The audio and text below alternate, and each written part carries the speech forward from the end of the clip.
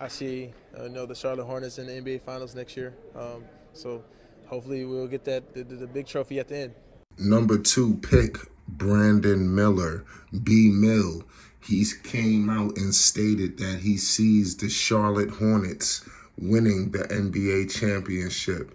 Just that thought, in general, is just huge. And we're going to get all into everything. This is the mindset that needs to change in the Queen City. And they have the dominoes that are taken into effect. They have all of the foundational pieces there. They have the number 1 option. They have the point guard. They have the center. They have complementary pieces that they have to sort through. They have a new coaching staff. It seems like management, everybody's in tune. And now the mindset is shifting to not just being a bottom feeding team, but getting to that upper echelon and changing the thought to say, we are going for that gold ball. It's Flight Sports. Make sure you subscribe right now for more news, updates, and more leading up to the Charlotte Hornets competing this season. We're going to be documenting everything. Brandon Miller coming, from Alabama. Obviously, this man has been a number 1 option, modeling his game after PG-13. Now, coming here, he's going to be able to alleviate the heat of a lot of the role players, a lot of different, even Lamelo, shot clock going down. I think Melo's going to be able to give the ball to Miller. I think this kid is going to be able to develop. I can only imagine where Brandon Miller's going to be in year 2, year 3. I think he may have an advantage. Not may, I think he does, because he's playing with an elite top-notch guard. You look at some of these other top picks, where are they going? Who's the point guard? You understand? You know what's going to be on the table with Brandon Miller, the kind of level of play that LaMelo Ball pushes, the kind of level of play that LaMelo Ball brings. And I think that LaMelo Ball is very pleased to hear that championships is on the horizon. You heard him, in exit meetings, he stated, what's your future, Gay? He said it's by the day. Everything is better when it's winning. The atmosphere and the tone was, it's time to get the ball rolling. It's about winning. He's seeing what's going on. These other teams and these other players, his counterparts, they're competing. They're making moves. Now, you're in Charlotte. You got to draft well. So I'm pretty sure he's pleased. Could you imagine if they took Scoot Henderson? Not to say that Scoot Henderson couldn't have fit with Melo, but still, you have to do things what's in best for this team to actually win the championship. That's why he said, I see the Charlotte Hornets in the finals. You understand? And that's the mindset. They have a team that's going into that direction. Now, you have to fill out everything else. He knows the play that Melo's going to bring. Melo's going to be that number 1 go-to scorer, MVP caliber play. I think that's the kind of, all NBA status, could be achieved. I think Melo could have got that last season if he wasn't hurt. Even when he was on the floor, he upped his level of play.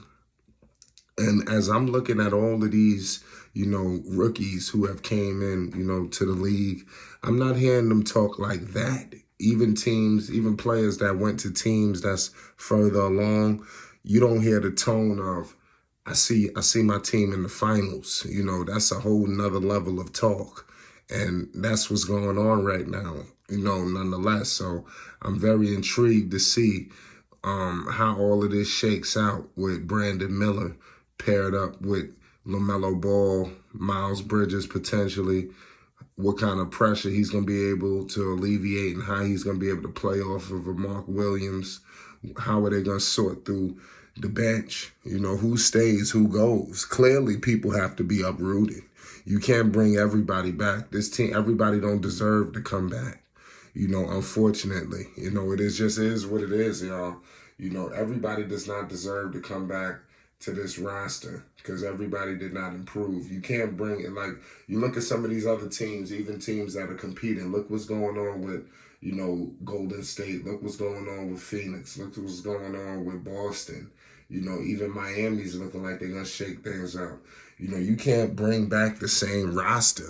You see what's happening. Like even with Atlanta, they talking about moving on from Murray already. He just got there. But when you chart out garbage, there's no way you could bring back, there's no way you could bring it back. It's time to shake it up and bring back great pieces that actually fit with the basketball team. And like I said, Miller advances the developmental process of the Hornets. We got to understand the Hornets were at the bottom of the barrel last year. Well, how'd you think they got him?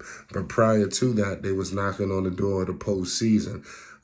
With Miller being there, does that advance them enough to get to the thick of things in the East, like the middle of the pack? Could the Hornets compete for a 5 through 6, some situation? Could they go 4 through 6, like avoid the play-in? Have they advanced that much? That's the question. We already know. Look what happened with Miami. Teams can catch lightning in the bottle in the Eastern Conference. Teams are shaky, so who's to say that they can't reach the conference finals or the semifinals, depending on the matchup? Who knows? They could have an advantage. And I'm telling you, wait till Lamelo Ball is able to play in these kind of games that you see some of these other guys play. We haven't seen it yet. We haven't got an opportunity to get Melo in the postseason where his back is against the wall. We didn't get that opportunity yet, But I think we will see it soon. A lot of guys are coming in with chips on their shoulder this season, Miller included. Steve Clifford included. Everybody's got something to prove. Ownership, management, everything. And it's time for the Hornets to start competing. You got Melo coming up on the Supermax. There's not a lot of time. Time is of the essence. And this is the tone I'm pretty sure that Melo is liking to hear. Because you want to hear championships. I'm pretty sure that's what he wants to compete for. And he wants to believe that that's what the Hornets are striving. Mitch Kupchak ran the Los Angeles Lakers. We got to understand. I don't know what he was doing in Charlotte, initially. But it's looking like, through the draft, they're figuring things out. I'm not sure how long Kupchak is going to be there. I don't know if he's going to be able to remain there as the team starts moving, because new ownership is coming in, and you know how that goes.